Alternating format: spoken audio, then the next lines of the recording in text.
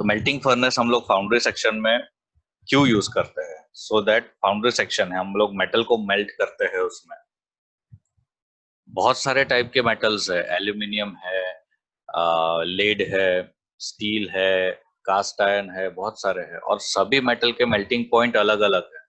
तो अलग अलग मेल्टिंग पॉइंट के हिसाब से अलग अलग टाइप के फर्नेस होते हैं, अलग अलग साइज के फर्नेस होते हैं। वो आज हम लोग देखेंगे फर्नेस।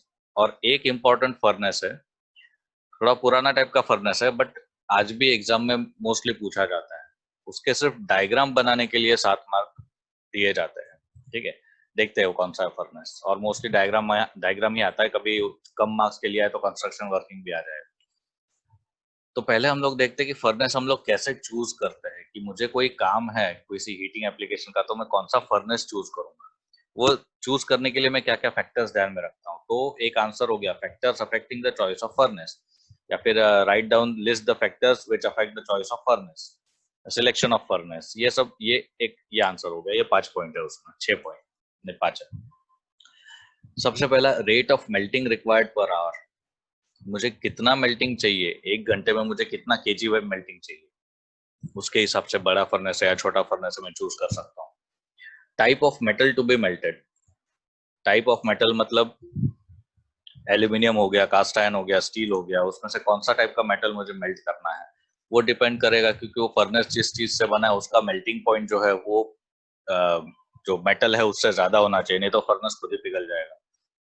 ठीक है। टेम्परेचर रिक्वायर्ड, मुझे कितने टेम्परेचर तक उसमें हीट प्रोड्यूस करनी है, उसमें टेम्परेचर कितना रेज लेके जाना है। जैसे एल्यूमिनियम है तो 700-800 डिग्री सेल्सियस चलेगा, अगर स्टील है तो एटलीस्ट 1500 डिग्री सेल्सियस होना चाहिए।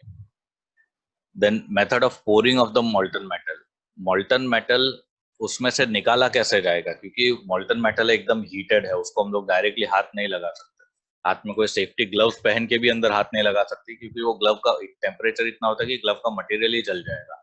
ठीक है। तो उसमें से कैसे निकालेंगे, पूरे फर्नेस को ही टिल्ट करेंगे, या फिर उसमें से जो क्रूसिबल है उसको किसी टोंग से वगैरह उठाएंगे, उस पर भी डिपेंड करता है। देन ऑब्वियस है इकोनॉमिकल कंसिडरेशन। सबसे पहला पॉइंट इकोनॉमिकल कंसिडरेशन मतलब पैसा, वो आना चाहिए। बट इसको कभी फर्स्ट पॉइंट पे मत लिखना है, आप लोग अभी स्टडी स्टेज में, ये फर्स्ट पॉइंट तब आएगा जब आप लोग जॉब पे जाओगे। इकोनॉमिकल कंसिडरेशन, सबसे पहले पैसा देखते हैं, बट उसको लास्ट में रखना है। ठीक है। टाइप्स ऑफ फर्नेस देखते हैं। देयर आर ये जो स्लाइड है ये पहले भी मैंने देखी है, पर तभी ऊपर ऊपर से बोला था कि बाद में देखेंगे जब इसका स्पेशल टॉपिक आएगा तब देखते हैं। तो आ गया टॉपिक। टाइप्स ऑफ फर्नेस देखते हैं। डिफरेंट मेटल और alloy have different melting point, so different furnaces are required. Types of furnace देखो। फर्स्ट है क्रूसिबल फर्नेस। क्रूसिबल मतलब क्या है, एक कटोरा जैसा होता है, उसको क्रूसिबल बोलते हैं। वो सिरेमिक का बना होता है, जिससे हाई टेम्परेचर मेटल से उससे कोई फर्क नहीं पड़ता। उसमें अलग टाइप के हैं, जैसे coke fired pit furnace, second है स्टेशनरी गैस और ऑयल फायर्ड क्रूसिबल फर्नेस, और crucible furnace of tilting type. ठीक है। देन बी है pot furnace, C rotary furnace, D electric furnace, and E cupola furnace. ठीक है। ये सभी फर्नेस में से सबसे इंपॉर्टेंट है ये लास्ट वाला कपोला फर्नेस, वो देखेंगे हम लोग लास्ट में, उसकी पूरी स्टडी करेंगे। अभी क्रूसिबल फर्नेस देखते हैं, जो इंपॉर्टेंट है वही देखेंगे। क्रूसिबल फर्नेस देखो, सॉरी, हाँ एक एक देखते हैं। सबसे पहला है इंडक्शन फर्नेस। इंडक्शन फर्नेस पहले भी बताया मैंने, जैसे आपके घर में जो इंडक्शन स्टोव है वही सेम प्रिंसिपल है बड़े साइज में। ठीक है। ये पहले भी मैंने बताया इंडक्शन फर्नेस क्या है। इसमें देखो एक वेसल है, इसके अंदर मॉल्टन मेटल है, सेम प्रिंसिपल है जो आपके घर में है। क्रूसिबल, क्रूसिबल वो कटोरा है जिसके अंदर मॉल्टन मेटल प्रोड्यूस किया जाता है। वो रिफ्रैक्टरी ब्रिक्स का बनता है, सिरेमिक्स का बनता है, जिससे मॉल्टन मेटल से उसको कोई फर्क नहीं पड़ता। इसमें ट्रांजिट शेल है, induction coil, insulation, and water in और आउट। ये कॉइल जो गर्म हो जाती है उसको बचाने के लिए, कूलिंग सिस्टम उसको ठंडा रखने के लिए रहता है। ये देख लिया था हम लोग ने induction furnace. The metal is melt due to electric current which passes through the metal. Copper coil is arranged around the crucible and current is passed through the coil. The coil works as primary coil of a transformer. Due to this, electric current develops inside the crucible. Transformer का principal सबको पता है। जो copper coil है उसके वजह से जो मेटल मेल्ट करना है उसके अंदर करंट डेवलप होता है। Due to this electric current is develop in the crucible. Due to high resistance, the metal inside the crucible melts in 50 to 90 minutes. Resistance metal का ज्यादा होता है, इसलिए वो मेटल मेल्ट हो जाता है, हीट प्रोड्यूस होती है. Current is around 1000 hertz. हमारे घर में जो इलेक्ट्रिसिटी आ रही है उसकी फ्रीक्वेंसी है 50 हर्ट्ज. यहाँ पे करंट होता है 1000 हर्ट्ज या उससे ज्यादा. Advantage, the temperature control is easy. Current कम कर दो, टेम्परेचर कम हो जाएगा, करंट ज्यादा कर दो, टेम्परेचर ज्यादा हो जाएगा. तो टेम्परेचर कंट्रोल बहुत इजी है. यही अगर ऑयल या फिर कोक फायर्ड फर्नेस होगा तो उसमें टेम्परेचर कंट्रोल करना थोड़ा सा डिफिकल्ट हो जाता है. It gives a homogeneous mixture. Homogeneous mixture मतलब पिघला हुआ है तो पूरा पूरा का पूरा मिक्सचर पिघला हुआ है. थोड़ा सेमी सॉलिड है तो पूरा का पूरा मिक्सचर सेमी सॉलिड है. सॉलिड है तो पूरा का पूरा सॉलिड है. इसको होमोजेनियस बोलते हैं. ठीक है. तो the cost compare to the arc furnace is less. Arc furnace जो है उसका कॉस्ट इससे, इसका कॉस्ट उससे ज्यादा है, सॉरी कम है. ठीक है. तो एंड लिमिटेशन देखो, लिमिटेशन में वही आएगा हर जगह तुमको. लिमिटेशन ड्रॉबैक में यही, पैसा ही सबसे बड़ा है. Initial cost is high, initial cost is high, उसके बाद ऑपरेशन कॉस्ट नॉर्मल हो जाता है. ये देखो क्रूसिबल फर्नेस, ये फर्स्ट टाइप का है. It is the simplest of all the furnaces used in foundry, used where melting is not continuous and large variety of metal are to be used. इसका use कहाँ पे होगा? जहाँ पे continuous melting नहीं चाहिए मुझे. थोड़ी देर मेल्ट कर दिया एक स्पेसिफिक अमाउंट, उसको यूज कर लिया, फिर वापस गर्म करेंगे. इंटरमिटेंट है, कंटिन्यूस मेल्टिंग नहीं चाहिए. और लार्ज वैरायटी ऑफ मटेरियल, मतलब अभी एल्यूमिनियम मेल्ट कर दिया, बाद में स्टील मेल्ट करूंगा, बाद में कुछ और मटेरियल कास्ट आयरन मेल्ट करूंगा, वैसे. The crucible is made of clay and graphite. Crucible जो कटोरा अंदर जो वेसल रहता है अंदर, वो हम लोग नॉर्मल मटेरियल का नहीं बना सकते. That is made of clay and graphite. मॉल्टन metal का क्ले एंड ग्रेफाइट पे कोई असर नहीं पड़ता, इसलिए उसको उस चीज से बनाया जाता है. The type of crucible furnace are coke fired and gas fired. Oil fired भी आता है, या फिर आप बोल सकते हैं coke fired, oil and gas fired. ठीक है. फायरिंग के इस पे है, देखते हैं हम लोग. फर्स्ट डायग्राम आपको जो दिख रहा है यहाँ पे, स्लाइड चेंज होने की बाकी है. हाँ, फर्स्ट डायग्राम जो आपको दिख रहा है क्रूसिबल फर्नेस, ये है पिट फायर्ड कंडेंस या फिर कोक फायर्ड. पिट मतलब मालूम है एक गड्ढा, इंग्लिश में गड्ढे को पिट बोलते हैं. तो हम लोग जमीन में गड्ढा खोद के अगर उसके अंदर सब सेटअप करेंगे तो उसको पिट फर्नेस या फिर पिट फाउंड्री, ये पिट पैटर्न, पिट मोल्ड, ये सब बोलेंगे. ठीक है. पिट मतलब एक गड्ढा जमीन में. यहाँ पे देखो फर्स्ट डायग्राम में आप लोग ध्यान से देखो, फर्नेस, इसमें ये देखो ये क्रूसिबल है, इसके ऊपर लिड है जो बंद कर दी गई है, ढक्कन जैसा. चिमनी है जो गैसेज होगी, यहाँ से गर्म गैसेस निकल जाएगी. रिफ्रैक्टरी ब्रिक लाइनिंग है. यहाँ पे रिफ्रैक्टरी मतलब ये चीज ध्यान रखो, रिफ्रैक्टरी मतलब जो गर्म, मतलब जो हाई हीट को सहन कर सकता है वो मटेरियल, उसको रिफ्रैक्टरी प्रॉपर्टी बोलते हैं. ठीक है. चिमनी है और ये पिट है. पिट मतलब जो जमीन में जो गड्ढा होता है, यहाँ से एयर दी जाती है, यहाँ पे देखो नीचे से एयर दी जा रही है, सो दैट ये कोक बर्न जो हो रहा है उसको ऑक्सीजन मिले. ठीक है. ये हो गया कोक फायर्ड. कोक के जगह पे अगर मैं ऑयल या फिर कोई गैस यूज करूंगा तो ये सेकंड वाला फिगर देखिए, वो है गैस फायर्ड, गैस और ऑयल फायर्ड. ठीक है. यहाँ पे देखो एक ऑयल का सप्लाई दिया गया है. ये देखो ये जो ब्लैक कलर का जो पाइप आपको दिख रहा है, उससे या तो गैस या तो ऑयल सप्लाई किया जा रहा है, और यहाँ पे एक ब्लोअर है, ब्लोअर से एयर सप्लाई की जा रही है. तो ऑयल और गैस फायर्ड बोल सकते हैं. और ये देखो यहाँ पे ये कंटेनर है. आजकल यूट्यूब पे बहुत वीडियो चल रहा है कि वो कचरा कुछ भी मटेरियल से एक मेटल बनाता है. वो जो फर्नेस यूज कर रहा है ना, वो क्रूसिबल मटेरियल, क्रूसिबल फर्नेस है. अगर मुझे वो वीडियो मिला तो मैं आप लोगों को व्हाट्सएप ग्रुप में शेयर करूंगा कि वो कैसे अलग अलग मटेरियल बना रहा है, मतलब अलग अलॉय बनाता है, अलग मटेरियल बनाता है, वो मैं शेयर करूंगा आपको. ये क्रूसिबल फर्नेस है. ठीक है. यहाँ पे इस क्रूसिबल फर्नेस का डायग्राम देखो, गैस एंड एयर साथ में आता है. यहाँ पे क्रूसिबल है, पूरा गैस यहाँ पे फ्लो होता है और उसमें आग लगी हुई होती है, उसकी वजह से वो गर्म होता है. ठीक है. क्रूसिबल फर्नेस को क्रूसिबल फर्नेस इसलिए बोलते हैं क्योंकि एक क्रूसिबल होता है. क्रूसिबल मतलब एक सिंपल वेसल होता है, कटोरा बोल सकते हो, उसमें मेटल मेल्ट किया जाता है. उसको जिस तरीके से गर्म करेंगे वो उसका क्लासिफिकेशन हो गया. पिट फायर्ड है या फिर कोक फायर्ड है तो वो कोक फायर्ड क्रूसिबल हो गया.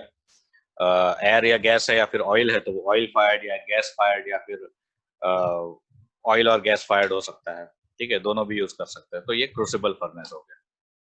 नेक्स्ट है oil fired tilting furnace. Tilting furnace नाम से ही पता चल जाता है कुछ नहीं, ये अब ये जो क्रूसिबल फर्नेस है इसमें से मुझे क्रूसिबल निकालना पड़ेगा किसी और चीज से। वो पकड़ आती है, टोंग बोलते हैं उसको फाउंड्री में, टोंग से पकड़ के निकालना पड़ेगा, फिर उसको पोर करना पड़ेगा। बट टिल्टिंग फर्नेस में क्या होता है, यहाँ पे देखो ध्यान से। टिल्टिंग फर्नेस में आप लोग पूरा का पूरा फर्नेस ही टिल्ट कर सकते हो। स्लाइड चेंज हुई नहीं है लगता है अब तक। अब हुई।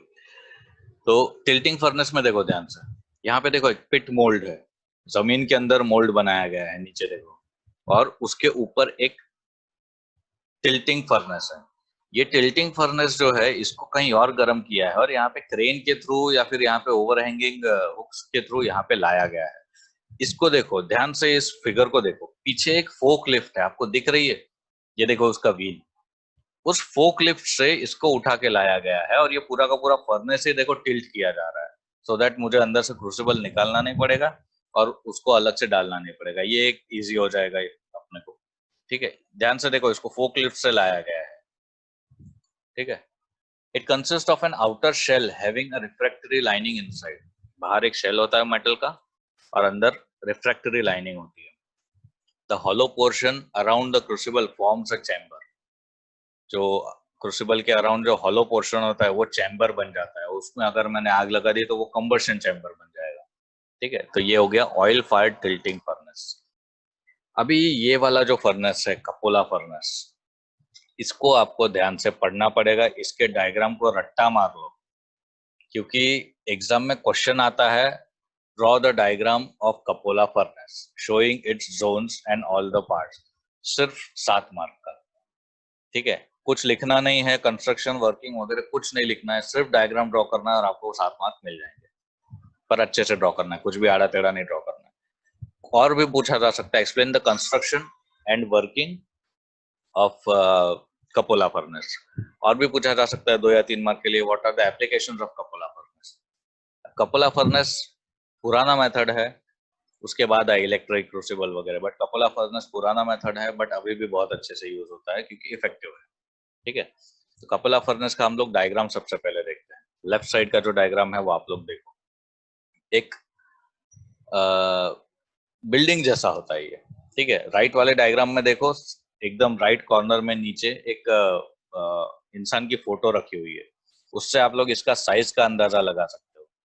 एक ह्यूमन बॉडी का फोटो रखा है वहां पे और इसका साइज देखो, इससे इससे आप लोग इसके साइज का अंदाजा लगा सकते हो कि कम से कम 3 या 4 माले की जो बिल्डिंग होती है उतना बड़ा ये फर्नेस होता है।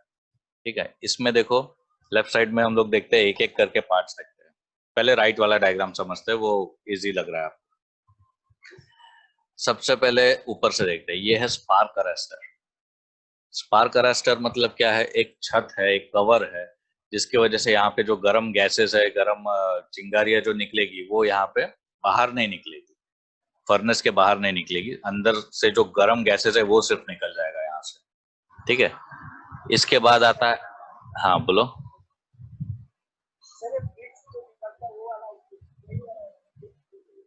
नहीं नहीं नहीं, ये वो नहीं।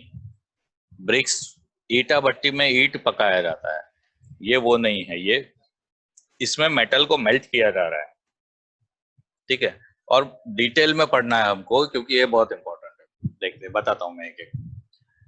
यहाँ पे देखो चार्जिंग डोर है। चार्जिंग डोर मतलब ये चार्जिंग फ्लोर है, इसके ऊपर इंसान चढ़ता है, इस दरवाजे को खोल के इसमें से मटेरियल चार्ज करता है। क्या चार्ज करता है? मेटल हो गया, फ्लक्स हो गया, लाइमस्टोन हो गया, कोक है, ये सब कुछ इसमें से डालता है फर्नेस के अंदर, नीचे से नहीं डालता। ठीक है, ऊपर से डालते हैं, मेटल वगैरह सब फ्लक्स डालते हैं और उस वो पिघला हुआ मटेरियल नीचे ये टैपिंग होल जो है वहां से निकलता है। ठीक है, ये चार्जिंग डोर हो गया। पूरे फर्नेस में अंदर की तरफ से रिफ्रैक्टरी ब्रिक्स होते हैं। रिफ्रैक्टरी मतलब जो अंदर की हीट को बाहर नहीं जाने देते और बाहर के शेल को प्रोटेक्टेड रखते हो, वो रिफ्रैक्टरी ब्रिक्स है। इसके ऊपर एक स्टील शेल होता है, स्टील शेल। ठीक है, पूरा शेल होता है, उसके अंदर से हम लोग रिफ्रैक्टरी ब्रिक्स रखते हैं। फिर ये स्पार्क अरेस्टर हो गया, उसके बाद ये स्टैक जोन हो गया। स्टैक जोन मतलब इसमें हम लोग मटेरियल डाल सकते हैं जो हमको मेल्ट करना है। इसके बाद ये रीहीटिंग जोन हो गया, ये मेल्टिंग जोन के बारे में बाद में देखते हैं, कंस्ट्रक्शन देखते हैं इसके। ये मेटल स्पाउट है नीचे जो दिख रहा है आपको, इसमें से मोल्टन मेटल आता रहता है, एक नल जैसा होता है टैप, उसको ओपन करेंगे तो मोल्टन मेटल मिलता है, वापस बंद कर देंगे, फिर यूज करके नया मोल्ट वापस चाहिए तो वापस इसको आके खोलेंगे। नीचे सैंड बॉटम होता है, रेती होती है पूरी। इस तरफ देखो स्लैग होल है। स्लैग होल मतलब जो मेटल मेल्ट होता है तो उसके अंदर की जो इम्प्यूरिटीज होती है वो ऊपर जाके फ्लोट होती है, बहुत सारी इम्प्यूरिटीज होती है वो ऊपर फ्लोट होती है, उसको स्लैग बोलते हैं, उसको ये ऊपर से निकाल दिया जाता है। ठीक है, ये ट्यूयर्स है, TUYERES, ट्यूयर्स। ये एयर फ्लो करने के लिए बनाया जाता है, इसके अंदर से एयर सप्लाई किया जाता है। ठीक है, this is air blast inlet, ये इसमें से भी एयर सप्लाई किया जाता है। विंड बॉक्स है, ट्यूयर्स में से जो एयर निकलती है वो पूरी इसके अंदर जाती है, मिक्सचर के अंदर।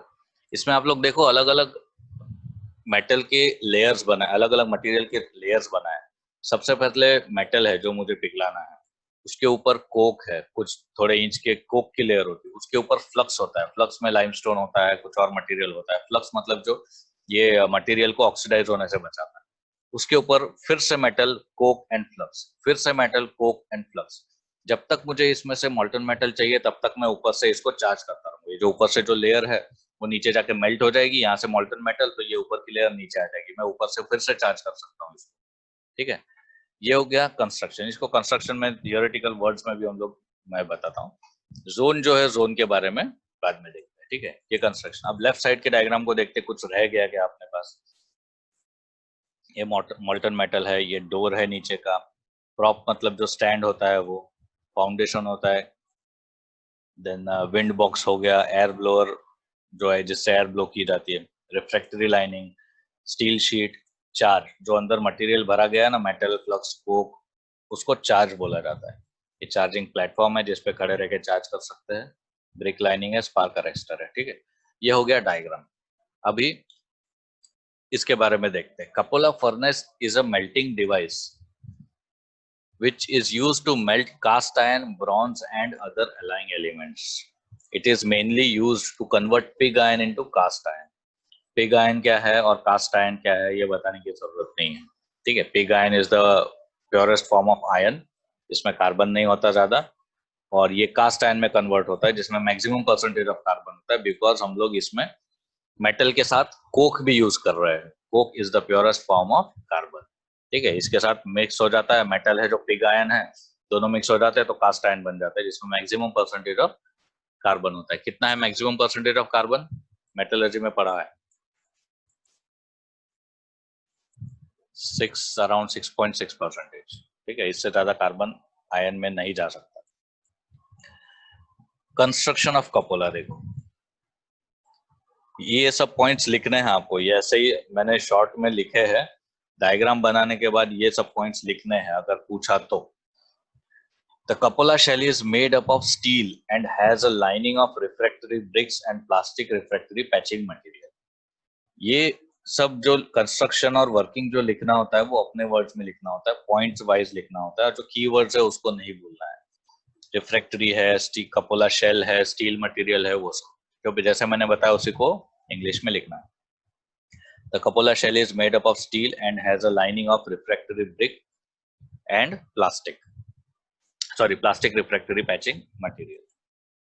The bottom of the shell is lined with clay and sand mixture and is temporary lining. जो bottom है इसके नीचे का वो clay और sand का mixture होता है, वो temporary lining होता है। देखा जाए तो ये पूरा का पूरा फर्नेस ही temporary होता है।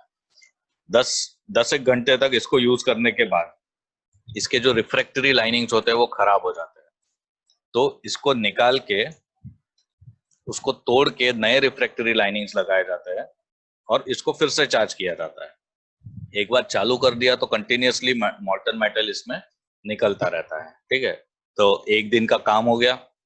दो, जहां पे भी ये फर्नेस इनकॉर्पोरेट होता है वहां पे दो सेम फर्नेस होते हैं, एक दिन में एक ही चलता है, तब तक दूसरे वाले का रिपेयरिंग हो रहा होता है। ये जो अंदर की लाइनिंग्स है वो खराब हो जाती है 10 घंटे में।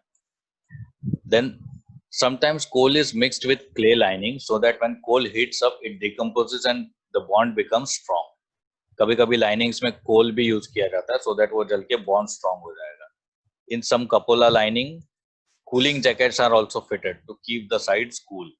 ये जो रिफ्रैक्टरी लाइनिंग्स है उसमें कूलिंग जैकेट्स भी रखा जाता है सो दैट वो कूल रहे. Sometimes oxygen injection are also provided to make the coke fire burn hotter. ये जो शेल है इसमें से ऑक्सीजन भी प्रोवाइड किया जाता है. ठीक है, इसके पार्ट्स देखते हैं. मेन फर्स्ट सिलिंड्रिकल शेल, पता है आपको क्या है. लेग्स, ये जो नीचे दिख रहे हैं वो लेग्स है. कास्ट आयरन डोर, ये जो बाहर से जो मेटल जो बाहर निकलेगा उसको बोलते हैं cast iron door. Sand bed slag hole, ये यहाँ पे नीचे है सैंड बेड, यहाँ पे जो नीचे बेड है और ऊपर जो होल है स्लैग होल. यहाँ पे देखो ये जो दिख रहा है आपको ये मोल्टन मेटल है और उसके ऊपर स्लैग है. इसको ये जो स्लैग है बाहर यहाँ से फ्लो हो जाता है. स्लैग हमेशा ऊपर फ्लो होता है. Air pipes and tubers, spark arrester और कैप ऑफ द फर्नेस ये ऊपर है स्पार्क अरेस्टर. चार्जिंग डोर, यहाँ पे चार्जिंग प्लेटफॉर्म है, यहाँ से चार्जिंग डोर होता है. वेल यहाँ पे नीचे है, वेल मतलब कुआं. ट्यूबर्स जोन, यहाँ पे ट्यूबर्स जोन है.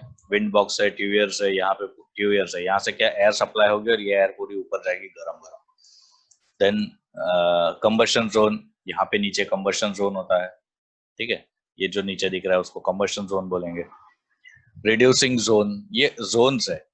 Combustion zone, reducing zone, melting, preheating, stack zone, ये जोन्स में डिवाइड किया गया है. कंबशन जोन सबसे नीचे है, उसके ऊपर आता है रिड्यूसिंग जोन. रिड्यूसिंग जोन मतलब जो रिएक्शन होता है ना ऑक्सीडेशन एंड रिडक्शन, वो रिड्यूसिंग वाला वो वाला रिड्यूसिंग है. ये रिड्यूसिंग मतलब इसमें कार्बन डाइऑक्साइड होता है जो ऑक्सीडाइज नहीं होना चाहिए, इसलिए रिडक्शन किया जाता है इसमें मेटल में. मेटल गर्म होता है, अगर वो ऑक्सीजन के कांटेक्ट में आ गया तो उसमें ऑक्सीडेशन चालू हो जाएगा, रस्ट चालू हो जाएगा, खराब हो जाएगा मेटल, इसलिए उसको कार्बन डाइऑक्साइड में रखा जाता है. देन मेल्टिंग जोन, जहाँ पे मेल्ट होता है. रिड्यूसिंग जोन के ऊपर ही मेल्टिंग जोन है जहाँ पे मेटल एक्चुअली मेल्ट होता है. उसके ऊपर है प्री हीटिंग जोन, मेल्ट होने से पहले जितना गर्म करना पड़ता है मेटल को वहां तक उसको हीट किया जाता है, उसको प्री हीटिंग जोन है. देन उसके ऊपर है स्टैक जोन. स्टैक जोन मतलब स्टैक किया जाता है. मेटल हो गया, मेटल कोक फ्लक्स, फिर से मेटल कोक फ्लक्स, ऐसा स्टैक किया जाता है एक के ऊपर. ये हो गया कंस्ट्रक्शन. फिर से थोड़ा सा और देखते हैं कंस्ट्रक्शन. तो ये स्लाइड देख के आपको थोड़ा और अच्छा से समझ में आएगा. The outermost part of cupola furnace is cylindrical steel shell. सबसे बाहर का जो पार्ट है उसको वो सिलिंड्रिकल स्टील का एक शेल होता है. The diameter of this shell ranges from 1.5 to 13 feet. 1.5 foot से 13 फुट तक इसका डायमीटर हो सकता है. डिपेंड करता है कि मुझे कितना बड़ा फर्नेस है, कितना मेटल मेल्ट करना है. The inner side of the furnace is lined with refractory bricks and plastic refractory patching material. अंदर से इसको refractory bricks लगाया जाता है. The furnace is supported on cast iron legs mounted on the concrete base. ये नीचे cast iron के legs है जो concrete base के ऊपर रखा है. At the bottom of the furnace, 2 cast iron doors are hinged with the bed plate of the furnace. यहाँ पे 2 cast iron doors use किए जाते हैं. ठीक है. Then near the bottom, it has tapered sand bed above which the melted iron flow. ये देखो ये जो सैंड बेड जो दिख रहा है आपको नीचे, ये टेपर्ड है. टेपर्ड इसलिए सो दैट ये जो मोल्टन मेटल है वो फ्लो हो जाए बाहर से. ठीक है. It is tapered sand bed. Near the elevated side of the tapered sand bed, slag hole is present through which slag from the impurities comes out. यहाँ पे देखो स्लैग होल है, जो ऊपर वाला एंड है इसका, उसके ऊपर स्लैग होल है और वहां से स्लैग बाहर निकल जाता है. Above the sand bed, tuyeres are present through which air reaches the furnace and helps the combustion. यहाँ पे ट्यूयर्स है. ट्यूयर्स मतलब जहाँ से एयर सप्लाई की जाती है, वो फर्नेस में अंदर पहुंचती है, उसके वजह से कंबशन होता है, उसको ट्यूयर्स बोलते हैं. At the top of the furnace, spark arrestor or cap is present that traps the burning particle and only allows the gases to release the environment.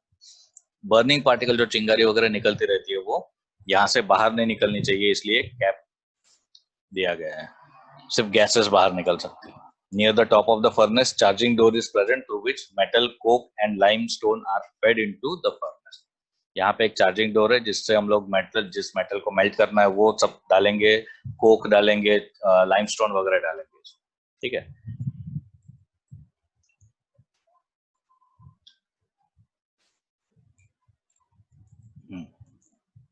Coppola furnace operations. Coppola furnace के operations होते हैं कुछ, जैसे furnace start करने से पहले क्या क्या करते हैं, स्टार्ट करने के बाद या बंद करने के बाद, स्टार्ट करने के बाद क्या करते हैं और बंद करने के लिए क्या करते हैं, वो सब है।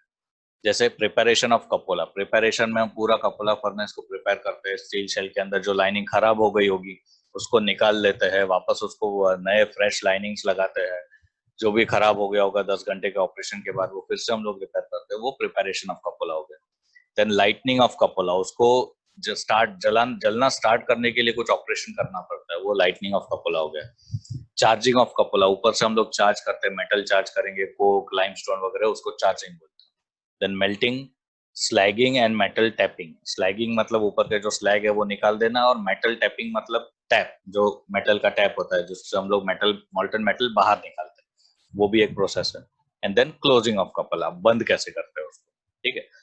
ये सब कपोला फर्नेस के ऑपरेशन है। वर्किंग देखते हैं हम लोग, 2-3 स्लाइड है, टाइम भी हो गया है। क्या करें, खत्म करें या कंटिन्यू करूं?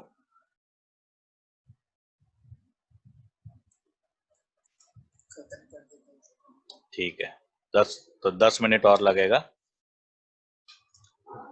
ज्यादा नहीं है।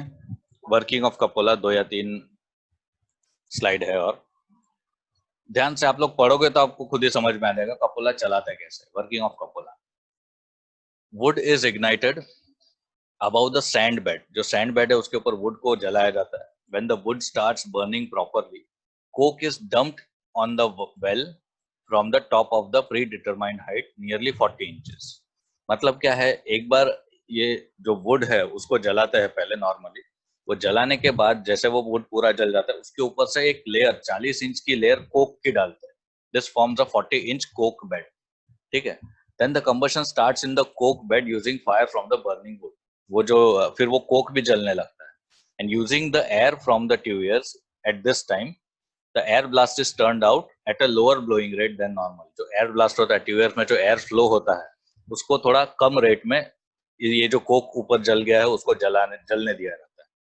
After nearly 3 hours of burning of coke, when the coke starts burning properly, alternate layers of limestone, pig iron and coke is charged. जो कोक जलना चालू हो गया उसके अराउंड 3 घंटे तक वो जलता रहता है, वो प्रॉपरली जलने लगता है। उसके बाद उसके ऊपर के लेयर्स डाले जाते हैं, जैसे लाइमस्टोन है, पिग आयरन है, कोक है, वापस लाइमस्टोन, पिग आयरन, कोक, ऐसे लेयर्स डाले जाते हैं जब तक वो पूरा भर नहीं जाता है चार्जिंग डोर तक, ठीक है। जलना तो स्टार्ट हो गया अपना, अभी ये धीरे धीरे लेयर्स नीचे आती जाएगी और नीचे धीरे धीरे पिघलता जाएगा metal. All this time the air blast is turn into normal blowing rate. इस टाइम पे एयर ब्लास्ट जो होता है वो नॉर्मल ब्लोइंग रेट पे टर्न किया जाता है, so that combustion occurs more rapidly in the coke bed. All oxygen from the air blast is consumed by the combustion in the combustion zone. Air blast इतना normal air blast मतलब उतना ही जितना oxygen जरूरत है। अगर oxygen थोड़ा सा भी बच गया, ऑक्सीजन तो क्या होगा, मोल्टन मेटल में मिक्स हो जाएगा और उस मेटल में ऑक्सीडेशन होगा। तो इतना ही एयर सप्लाई किया जाता है जितना बर्निंग के लिए जरूरी है। उस टाइम पे क्या केमिकल रिएक्शन होता है, ये अगर वर्किंग आपको पूछा गया ना तो केमिकल रिएक्शन लिखना ही लिखना है। वो चेक करने वाले को दिखेगा कि केमिकल रिएक्शन लिखा है तो वो मार्क्स देगा। कभी कभी क्वेश्चन 3 मार्क का भी आता है कि write down the chemical reactions occurring in a cupola furnace. तो 3 इक्वेशंस है, वो देखो क्या है। The chemical reaction which take place is C+O2, carbon plus oxygen gives CO2 plus heat. ये जो हीट है वो हीट यूज की जाती है मेटल मेल्ट होने के लिए, ठीक है। This is an exothermic reaction and in the combustion zone the temperature varies from 1150 to 1850 degree Celsius. C क्या है? C कोक है, प्योरेस्ट फॉर्म ऑफ कार्बन मैंने बोला था, C only carbon plus O2, oxygen मतलब जलाने के लिए ऑक्सीजन यूज करते हैं, तो it forms CO2. The portion of the coke bed above the combustion zone is reducing zone. Combustion zone के ऊपर ही रिड्यूसिंग जोन होता है। अब कंबशन हो गया, पूरा ऑक्सीजन उसके अंदर यूज हो गया, तो कार्बन डाइऑक्साइड प्रोड्यूस हो गया, कार्बन डाइऑक्साइड ऊपर जाता है, वो रिडक्शन प्रोड्यूस करता है। This zone prevents the oxidation of metal charge above and while dropping through it. ये जो कार्बन डाइऑक्साइड ऊपर प्रोड्यूस किया है वो बचाता है मेटल को और फर्दर ऑक्सीडाइज होने से। ठीक है, तो उसको बोलते हैं reducing zone. As the carbon dioxide moves up through this zone, some of it is reduced by the following reaction. जो CO2 है वो कोक के साथ वापस रिएक्ट करता है और वो CO बनाता है, कार्बन मोनोऑक्साइड। देखो, this CO2 plus C will give 2CO। ये दूसरा रिएक्शन हो गया। Then उसके बाद the layer of iron above reducing zone is melting zone, where the solid iron is converted into molten iron। जो जस्ट कंबशन रिड्यूसिंग जोन के ऊपर जो मेटल है वो मेल्ट हो ही रहा होता है, it is in the melting zone where the solid iron is converted into molten iron. This metal iron trickles down through the coke bed and is collected in the well. ये एक धीरे धीरे टपकता रहता है, it trickles down the coke bed and is collected in the well. जो नीचे well है उसमें कलेक्ट होता रहता है। Sufficient carbon content is picked up by the molten metal in this zone. जो पिग आयन होता है उसमें जो कार्बन मिक्स होता है वो इसी जोन में होता है। कहां से कार्बन मिक्स होगा? कोक में से। And is represented by chemical reaction as below. देखो 3Fe plus 2CO। Fe carbon monoxide के साथ रिएक्ट होगा तो Fe3C plus CO2। What is Fe3C? ये क्या है? ये कास्ट आयन है। ठीक है, Fe3C हम लोगों ने आयन कार्बन डायग्राम देखा था, उसमें Fe3C आया था। This is carbide, then iron carbide, sorry। Above the melting zone there is a preheating zone where the charge is preheated by the outgoing gases। अभी ये हो गया मेल्टिंग जोन, हो गया कंबशन जोन, उसके ऊपर रिड्यूसिंग जोन, उसके ऊपर मेल्टिंग जोन हो गया। अब उसके ऊपर जो गैसेस पास हो रही है दैट इज प्रीहीटिंग जोन। जो मेटल नीचे आ रहा है उसको थोड़ा गर्म करने का काम करता है वो गैसेस है वो, where the charge is preheated by outgoing gases and the temperature of this zone is about 1900 degrees Celsius। Apart from limestone जो यूज किया गया है एज अ फ्लक्स मटेरियल, उसमें fluorspar and soda ash is also used as a flux material. Flux material क्यों use किया जाता है वो देखो। Main function of flux is to remove impurities from iron and protect from oxidation. Iron के अंदर बहुत सारी इंप्योरिटीज होती है, वो मेल्ट हो जाता है तो लाइमस्टोन की वजह से वो ऊपर आके फ्लोट होने लगती है। जो स्लैग होल है उसमें से लाइमस्टोन का भी स्लैग निकलता है, कचरे का भी, और जो भी इंप्योरिटीज है उसका भी निकल जाता है। The charging door is closed till the metal melts. The content of the charge move down as the melting proceeds. जैसे जैसे मेल्टिंग चलता रहता है वैसे वो जो चार्ज है वो नीचे मूव करते जाता है। The rate of charging that is rate of adding layers of the charge is equal to the rate of melting. जितना रेट से मेल्ट हो रहा है उतना रेट से हमको चार्ज भी डालना पड़ेगा। The furnace is kept full through out the process. When the melting process is finished and no more molten iron is required, then the feed of charge is stopped and the air blast is also stopped। अब काम हो गया मेरा, अब मुझे और molten metal नहीं चाहिए आज के लिए, तो क्या करेंगे? ऊपर से मेटल डालना बंद कर देंगे। The bottom plate swings to open the when the prop is removed and slag is removed। पूरा मेटल निकल जाएगा, उसके बाद प्लेट सब ओपन कर दी जाती है, सब स्लैग कचरा वगैरह सब साफ कर दिया जाता है। लास्ट वाला पॉइंट देखो, normally cupola furnace is not used more than 4 hours. 4 घंटे से ज्यादा उसको यूज नहीं किया जा सकता, बट अगर नॉर्मल यूज है, टेम्परेचर ज्यादा नहीं है, तो it can be use for 10 hours of continuous operation. ये 10 आवर्स ऑफ ऑपरेशन करने के बाद कपोला फर्नेस को फिर से अंदर की लाइनिंग वगैरह तोड़ी जाती है, जो खराब है उसको फिर से रीलाइन किया जाता है एंड फिर से उसको फ्रेश बना के ऑपरेट किया जाता है। ठीक है, तो ये हो गया working of cupola furnace. Advantages देखते हैं। What are advantages of cupola furnace? Advantages, disadvantages and applications. It is simple in construction, बहुत सिंपल है। Wide range of material can be melted, less floor space required. इसको ध्यान से देखोगे तो ये लंबाई में ज्यादा है, चौड़ाई में नहीं है। लेस फ्लोर स्पेस उसको कम लगेगी। Very skilled operators are not required and can be easily operated by low skilled person. Then low cost of operation, low cost of maintenance, low cost of construction. ये advantages हो गया। Disadvantages देखते हैं। The main disadvantages is that sometimes it is very hard to control the temperature in this furnace. कभी कभी बहुत hard हो जाता है, हमने देखा कि 1900 डिग्री सेल्सियस तक भी टेम्परेचर जाता है इसमें, वो कंट्रोल करना हार्ड हो जाता है। अगर इलेक्ट्रिक है तो मैं करंट बंद कर दूंगा, कंट्रोल हो जाएगा। गैस है तो उसमें एयर फ्लो कम कर दूंगा तो कंट्रोल हो जाएगा। इसमें थोड़ा सा डिफिकल्ट होता है। Application of couple sorry metal elements are converted to the oxide which are not suitable for casting. कभी कभी मेटल एलिमेंट्स जो होते हैं, अगर ऑक्सीजन मिल गया उसको तो वो ऑक्साइड्स में कन्वर्ट हो जाते हैं। ऑक्साइड मतलब हार्ड होता है, वो कास्टिंग के लिए सुटेबल नहीं है। एप्लीकेशन ऑफ कपोला फर्नेस कहाँ पे यूज होता है? It is mainly use to convert pig iron into molten iron. Pig iron मतलब प्योर आयन होता है, जो आयन ओर से बनाया होता है, उसको पिग आयन बोलते हैं। उसको मॉल्टन आयन में कन्वर्ट किया जाता है। More types of cast iron are produced from this furnace, like malleable and gray cast iron. The Cooper base alloy is also manufactured by this device. ठीक है, ये alloy है, ये भी मैन्युफैक्चर हो सकता है इससे।